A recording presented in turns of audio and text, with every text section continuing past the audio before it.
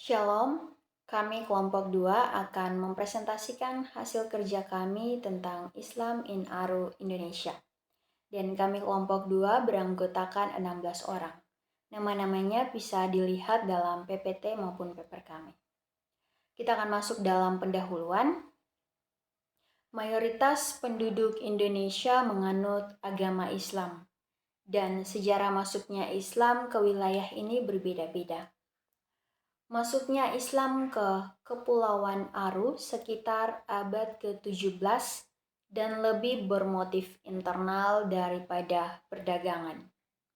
Pada abad ke-17, sebagian kelompok masyarakat adat di Aru sudah menganut agama Islam dan menetap di 2 pulau, yaitu Wasir dan Ujer. Selanjutnya kita masuk dalam pembahasan. Pembahasan yang pertama terkait dengan konversi Muslim dalam konteks Indonesia. Rickleff menyatakan ada 2 proses umum yang mengarahkan penduduk Indonesia memeluk agama Islam. Yang pertama, adanya kontak dengan Islam sehingga mendorong penduduk asli untuk beralih ke agama Islam. Dan yang kedua, pendatang Muslim yang kemudian mempertahankan agama mereka saat menetap di Indonesia. Dan tentunya kedua hal ini juga terjadi di Aru. Jones menunjukkan bahwa perpindahan agama sering dipengaruhi oleh pemimpin atau penguasa. Namun hal ini berbeda di Aru. Di Aru tidak ada pembentukan negara atau keturunan raja, sehingga terjadinya perubahan agama ini karena adanya individu atau disebut orang suci yang membawa Islam ke Aru, khususnya di Wasir Ujer. Selanjutnya, metodologi dokumentasi tradisi lisan. Walfeld memusatkan penelitiannya pada penduduk desa Ujer sekitar tahun 2013 sampai tahun 2018. Dia ingin melindungi warisan budaya, bahasa lokal, dan tradisi sejarah yang terancam punah di desa Ujer. Pengetahuan tentang tradisi Wasir dan Ujer dan sejarah Islam di wilayah tersebut sebagian besar hanya dimiliki oleh garis keturunan. Orang-orang suci bertanggung jawab untuk melestarikan Al-Quran dan memperkenalkan Islam di Wasir Ujer, yang kemudian direkam oleh Walfeld dalam dokumentasi visual dan audio. Hal ini menjadi sumber berharga untuk memahami konteks masa lalu dan Islamisasi di wilayah tersebut. Pembahasan selanjutnya menempatkan Aru, agama dan religiusitas di zona perdagangan selatan. Pada abad ke-16 dan 17, Maluku dibagi menjadi 3 wilayah perdagangan fokus rempah-rempah dan sagu. Banda sentral perdagangan Palah dan daerah pinggiran termaksud Seram Tenggara, Kepulauan Kei, Aru, dan sebagian New Guinea. Awal abad ke-17, Belanda melalui VOC mengendalikan perdagangan rempah-rempah di Maluku. Pada tahun 1656, misi Protestan dimulai di Aru, meskipun awalnya terbatas. Pada tahun 1670, mayoritas penduduk dianggap kafir, kecuali pulau sekitarnya yang mempraktikkan agama. Pada pertengahan abad ke-19, Islam berkembang di Aru, mencapai sekitar sepertiga populasi dengan sekitar 35% bangunan keagamaan berupa masjid. Transformasi zona perdagangan dan agama di Aru dipengaruhi oleh dominasi Belanda, upaya misionaris Protestan, dan pertumbuhan komunitas Muslim. Tradisi kepemimpinan yang ada di Aru dilihat dari keturunan yang mengklaim hak-hak adat untuk mengatur penggunaan tanah serta sumber daya alam yang mereka miliki. Mereka juga yang memberikan izin para pendatang untuk menetap dan menunjukkan bahwa mereka memberikan respon yang baik, mengkehendaki dan juga membujuk kelompok-kelompok tertentu agar mereka dapat bergabung dengan Kepulauan Aru. Penggunaan jejaring transportasi laut sangat dibutuhkan karena dapat menjaga stabilitas Kepulauan Aru yang menjunjung tinggi hubungan dengan tanah leluhur dan yang maupun menelusuri kembali perjalanan para leluhur. Di Kepulauan Aru sendiri ada dua kubu yang bersaing, yaitu Ursia yang artinya 90 dan Urlima yang artinya 50. Terdapat persaingan antara kedua belah pihak, di mana penguasa Ursia menarik desa-desa dengan mengendarai hiu martil, sedangkan Urlima dengan mengendarai ikan paus, di mana hiu lebih kecil dan dapat memasuki perairan dangkal, sehingga Ursia mendapat 90 desa, sementara paus yang hanya terbatas pada perairan yang dalam hanya mencapai 50 desa. Selain itu, Gubernur Banda juga memberikan respon kebijakan, yaitu mengirimkan seorang pengkhotbah dan seorang guru untuk menangani masalah-masalah rohani yang ada di sana. Kemudian masuk pada awal mula Wasir dan Uzir, di mana mereka mempercayai bahwa ketika Tuhan menciptakan tanah, hal yang pertama muncul dari laut yaitu Wasir, sehingga Wasir dipercaya sebagai kepala dan kemudian disusul oleh Uzir yang dipercaya sebagai ekornya. Pewarisan tradisi lisan ini diambil dari dua sumber, yaitu almarhum Ja'far yang memiliki kenangan pribadi tentang kehidupan di Mayabil, sebuah desa tertua di pesisir barat Pulau Uzir. Dan yang kedua yaitu Latif Wali yang merupakan imam di desa Pulau Uzir dan memiliki hubungan leluhur dengan pantai timur pulau. Kemudian kita masuk pada koneksi, di mana ada hubungan antara Wasir dan Uzir. Dilihat dari peningkatan jumlah penduduk menurut para penjaga sejarah Wasir, yang menyatakan bahwa pulau itu pernah memiliki 7 desa. Terdapat tempat yang penuh dengan para pejuang yang menaklukkan dan agresif, yang berkeliaran di sekitaran Aru. Bahkan mereka sering berkelahi, membunuh orang, dan membawa kepala-kepala sebagai bukti keberanian dan kekuatan mereka. Tetapi suku Uzir tidak dapat menghindari peperangan ini karena mereka memiliki hubungan yang baik ataupun persahabatan yang istimewa dengan Wasir. Selain itu, mereka juga menerima orang-orang dari daerah lain di Nusantara dan menginterpretasikan mereka ke dalam struktur sosial yang solidaritas. Kemudian masuk pada populasi awal di Uzir, di mana dimulai dari pernikahan antara orang hutan dan orang pantai, yaitu Melage seorang pria dari kelompok hutan dan Ulfama seorang wanita muda dari kelompok pesisir. Pasangan ini menikah di dalam hutan, tetapi di tengah pernikahan musuh menyerang dan menghancurkan Lutiabil. Tetapi ada beberapa versi yang mengatakan bahwa mereka pernah pertama kali menetap di Uzir Timur dan kemudian akhirnya pindah ke desa Uzir Lama yang juga dikenal sebagai Mayabil, sedangkan dalam versi yang lain mereka pindah langsung dari Lutiabil ke Mayabil. Pasangan ini disebut sebagai nenek moyang dari para pemangku adat, yaitu kelompok tuan tanah di Uzir yang disebut Jariri. Selain itu ada kisah mengenai kakak beradik raksasa yang membawa pengaruh dalam pertumbuhan-tumbuhan yang ada di kepulauan itu, di mana ketika seorang perempuan menemukan mereka dan membawanya pulang, tanah yang digarap oleh perempuan itu ditumbuhi oleh padi, gandum, dan kacang hijau.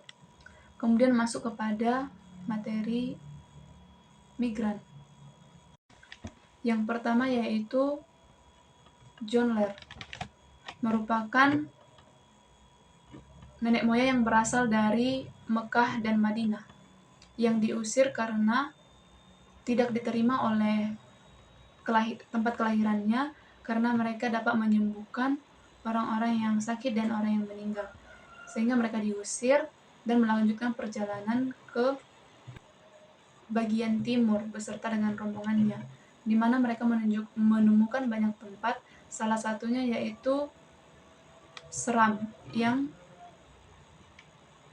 sebagian menetap di situ tetapi sebagian lagi melanjutkan perjalanan. Di dalam perjalanan, ketika perahu Jonlar dan rombongannya mendekati Aru, leluhur dari asli Magar melihat perahu itu sehingga Makwar mengundang mereka ke Maikor. Dwi Malangwar mengubah dirinya menjadi buaya dan pergi menghampiri perahu itu. Tetapi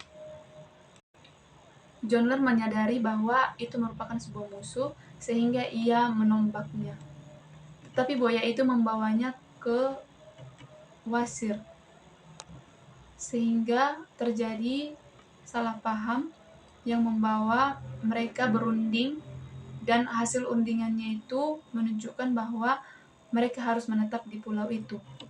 Kemudian migran yang kedua yaitu orang suci atau wali dari Mekah, yaitu Haji Muraha Walai, di mana pada awalnya 7 orang suci meninggalkan tanah suci untuk menyebarkan ajaran Nabi Muhammad, dan orang ketujuh sampai pada Uzir yang membawa kitab ataupun Al-Quran kuno ke arah timur. Ia melakukan perjalanan ke arah matahari terbenam dan berakhir di Wasir. Kemudian kita masuk ke dalam pembahasan tentang Islam di Ujir, yang dimana ini juga berkaitan dengan perjalanan dari klan The Jonlar.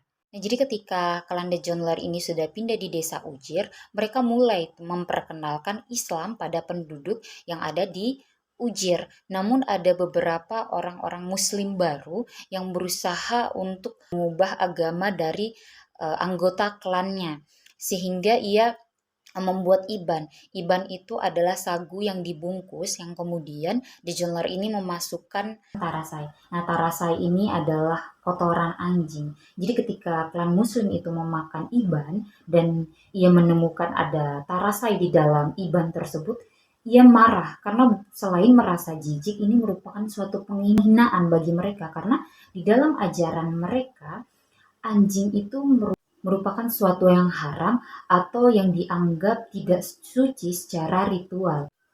Melalui hal tersebutlah membuat pertengkaran yang sangat besar dan peperangan yang mengakibatkan perpecahan antara umat muslim dan juga umat non-muslim dari klan The Jonlar. Kemudian kita masuk ke dalam pembahasan tentang kisah dari Rarkadar. Nah, kisah dari Rarkadar ini termasuk ke dalam tradisi lisan dan juga warisan budaya yang berisikan atau menceritakan tentang sejarah dan nilai-nilai penting dalam budaya mereka, yang mengingatkan mereka tentang peristiwa bersejarah yang mempengaruhi perjalanan mereka hingga pada saat ini. Rarkadar itu adalah seorang perempuan yang sangat cantik yang ada di desa Batulai. Karena kecantikannya itu banyak sekali pemuda-pemuda yang tertarik dan menyukai dia. Namun dia selalu menolak pemuda-pemuda yang tertarik dengan dia dengan cara yang kasar, seperti ia meludahi mereka. Dengan sikapnya dia seperti itu membuat pemuda-pemuda itu menjadi marah, dan kemudian mereka menculik Rarkadar dan diperkosa lalu dibunuh. Dan kemudian setelah dibunuh, mayat dari Rarkadar itu dibuang di belakang desa. Dari kejadian itu menimbulkan konflik dan tragedi, di mana peperangan, perkelahian yang mengakibat penduduk desa di Batulai itu harus pindah, dan beberapa kerabat dari Rarkadar sendiri mereka pindah ke Kepulauan Kei, dan itu berada di desa Yam Timur. Dan juga Robo Rominang yang adalah imam besar dari Bajuring di kawasan Batulai, ia menceritakan juga tentang orang pertama kali yang masuk di Islam Bajuring itu adalah ayahnya. Ayahnya bernama Beko Rominang. Nah, ayah dari Robo Rominang ini atau Beko Rominang ini awalnya adalah orang non-muslim, tetapi ia mengalami pertobatan yang akhirnya membawa ia untuk berpindah dari yang non-muslim menjadi umat Islam, dan kemudian itu ia menulis surat pertobatan yang akan dibawakan pada imam besar. Namun ketika pamannya yang bernama Renggoran Rominang ini mendengarkan bahwa keponakannya ini yang tadinya muslim dan berpindah ke muslim, ia menjadi marah. Dan ia mengambil pecinya dia dan surat pertobatannya itu untuk dibuang atau dimusnahkan. Ketika surat pertobatan dan pecinya ini dibuang dimusnahkan, maka si Bekor Rominang ini akan kembali menjadi mualaf. Bahkan pada saat Bekor diajak oleh pamannya untuk ke Benjuring, mereka memaksa si Bekor ini untuk memakan penyu hijau, di mana penyu hijau ini bertentangan dengan ajaran Islam. Karena mereka berpikir ketika si Bekor memakan penyu hijau ini, maka Bekor sudah melakukan hal yang bertentangan dengan ajaran Islam, maka itu akan membuat dia berpaling dan kembali menjadi mualaf. Tetapi si Bekor ini tidak mau untuk memakan penyu hijau karena dia tahu bahwa penyu hijau ini bertentangan dengan ajaran agama Islam. Kemudian kita juga bisa melihat keberagaman agama yang ada di wilayah Batulei, di mana itu terdapat ada agama Muslim, agama Katolik, dan juga agama Protestan. Walaupun mereka memiliki keberagaman agama yang begitu banyak, hubungan mereka itu tetap harmonis, tidak adanya pertengkaran ataupun perkelahian. Yang melalui keberagaman agama yang ada di wilayah Batulei tersebut, penduduk Batulei meyakini bahwa orang yang menganut agama adalah orang yang dianggap sebagai yang tidak bersimpati dengan komunisme. Kemudian kita berbicara juga tentang praktik keagamaan yang ada di wilayah Batulei, di mana praktik keagamaan di Batulei ini berkaitan erat dengan hubungan antara daratan dan lautan, karena serta peran penting plasenta dalam kehidupan seorang bayi yang baru lahir. Karena dengan menempatkan plasenta di laut setelah seorang bayi lahir, plasenta itu dianggap sebagai kakak dari bayi yang nantinya akan mengorbankan dirinya untuk melindungi dan membimbing adiknya atau si bayi yang baru lahir tadi dalam dunia bawah laut. Selanjutnya adalah Qafja di Benjuring Suci sampai di Wasir. Kelompok Sareman merupakan kelompok yang mengawasi rumah adat ini dan menunjuk penjaga gerbang adat, di mana Qafja merupakan peti yang berisikan surah Al-Quran atau Yasin. Ada kelompok Matoli dari sekelompok orang Sareman yang terlibat dalam perlakuan tidak senonoh terhadap perempuan yang sedang mencuci. Akibatnya mereka dipukuli oleh warga Batulei dan mereka berpindah dari kota Batulei ke Pulau Kola.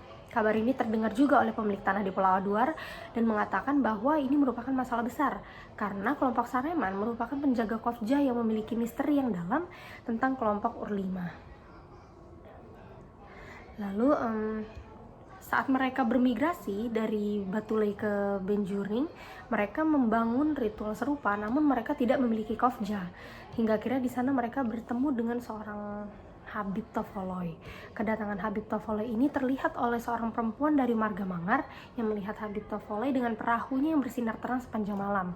Ini dianggap sebagai tanda bahwa dia adalah sosok yang suci atau penguasa Urlima. Kabar tersebut kemudian tersebar hingga kepala Marga Sareman berjumpa dengan Habib Tofoloi dan kemudian akhirnya mereka menjadi sahabat. Habib memberikan Qafja kepada Marga Sareman dengan syarat bahwa mereka dilarang memakan babi dan saat itu juga mereka mematuhi larangan tersebut. Kita masuk dalam kuburan suci di Wasir. Terdapat 3 makam, yakni makam Tafusi yang dimana dimakamkannya seorang raksasa pemimpin perang, di mana besar makamnya sekitar 100 langkah kaki manusia biasa yang berjalan sepanjang pantai. Yang kedua adalah makam di Kola Terjuin yang terkadang menghilang, yang kadang muncul kembali, di mana hanya sedikit orang saja yang dapat melihatnya. Ini disebut sebagai makam misterius. Yang ketiga adalah makam di dalam gua di Belnarnar yang dikaitkan dengan nenek moyang Ngau-Ngau dan wali yang membawa Islam ke Ujir dan Wasir. Masyarakat Ujir melakukan praktik ziarah tersebut untuk meminta bantuan kepada leluhur sebagai mediator kepada Tuhan. Dalam kata-kata Haji Muraha, leluhur ini lebih dekat dengan Tuhan dibandingkan dengan manusia, dan mereka dihormati dalam praktik ziarah dan berdoa. Selanjutnya, kelompok kami menganalisa bahwa kehadiran agama Islam di Aru perkembangannya itu tidak hanya semata-mata dipengaruhi oleh jalur perdagangan, tetapi ada juga yang dibawa oleh orang suci. Menurut penulis dari buku Islam in Aru Indonesia berpendapat bahwa penyebaran Islam di Kepulauan Aru berbeda dengan tempat lain, di mana tempat lain penyebaran Islam dipengaruhi oleh faktor kekuasaan, namun tidak dengan Kepulauan Aru. Tetapi kelompok kami berpendapat bahwa penyebaran Islam di Kepulauan Aru tentu dipengaruhi oleh penguasa setempat. Mengapa? Karena setelah seorang wali suci masuk ke dalam Kepulauan Aru membawa Islam, muncullah aturan bahwa barang siapa yang tidak memeluk Islam akan keluar dari wilayah tersebut dan kemudian mencari wilayah lain yang non-muslim. Lantas pertanyaan kami adalah bagaimana mungkin seorang wali suci mampu membuat aturan tersebut tanpa adanya relasi kuasa? Pasti seseorang yang baru masuk ke dalam suatu wilayah tidak memiliki hak untuk mengusir penduduk setempat.